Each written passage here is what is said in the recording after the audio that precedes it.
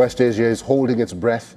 It is awaiting the final outcome of the US-Iran nuclear talks. President Trump is openly warning that if Iran refuses to back down on uranium enrichment, the next step could be military action or even regime change. But for now, diplomacy seems to be holding up. The latest round of nuclear talks in Geneva have concluded. They seem to have lowered some of the tension and brought some cautious optimism. Iran says Washington and Tehran have reached an understanding of basic principles. However, despite the progress, trust between the two nations remains low. The US continues to position its foes around Iran, leading Ayatollah Ali Khamenei to issue a new threat. Here now is a report.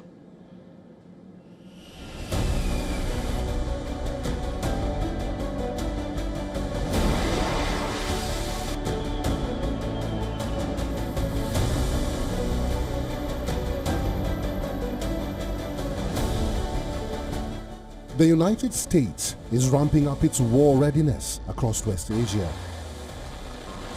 Pentagon is moving air power into place, not only as a warning, but as a message that if diplomacy fails, America is ready.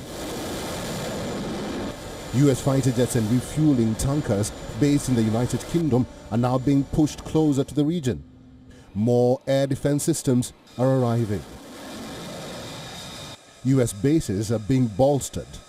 There are already 40,000 soldiers in the region. Dozens of US military cargo planes have been flying equipment into Jordan, Bahrain and Saudi Arabia. Open source data shows more than 250 American cargo flights have poured into West Asia in recent weeks. Satellite images confirm 12 US F-15 strike aircraft now sitting in Jordan, ready within range of Iran. At sea, the buildup is even more striking. The USS Abraham Lincoln Carrier Group is already in the region. The USS Gerald Ford is now heading in. Each carrier brings destroyers, submarines, and the ability to launch Tomahawk cruise missiles deep into Iranian territory. President Trump has been blunt. He says Iran must stop enriching uranium. He wants limits on Iranian missiles. Trump has even suggested that regime change in Tehran may be the best outcome. What are you expecting from these Iran talks in Geneva tomorrow? So I'll be involved in those talks indirectly, and they'll be very important. We'll see what can happen. It's been typically, Iran's a very tough negotiator. They're good negotiators, or bad negotiators. I would say they're bad negotiators because we could have had a deal instead of sending the B-2s in to knock out their nuclear potential, and we had to send the B-2s. I hope they're going to be more reasonable. They want to make a deal.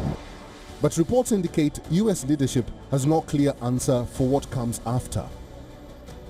US intelligence believes the Iranian Revolutionary Guard Corps could quickly fill the void, and that may create an even more dangerous Iran. Look, doing a deal with Iran is not easy. I said it yesterday, I'll repeat it again today. I mean, we have to understand that Iran ultimately is governed, and its decisions are governed by Shia clerics, radical Shia clerics, okay? These people make policy decisions on the basis of pure theology. That's how they make their decisions. So it's hard to do a deal with Iran. We've always said it's hard, but we're going to try. That's what the president is trying.